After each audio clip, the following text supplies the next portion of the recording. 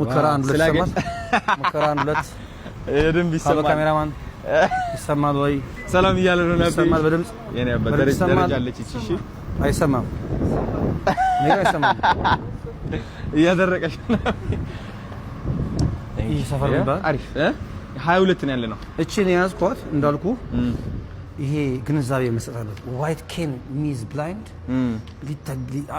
ይሄ አሁን እንደ ቅንጦት ነው እኛ ሀገር የሚታየው ያረ አያት አሁን ተዘረጋች እስኪ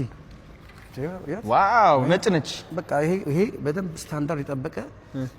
ይሄ ግን ከሩም ከቢሮ ከአንጻር ይሄ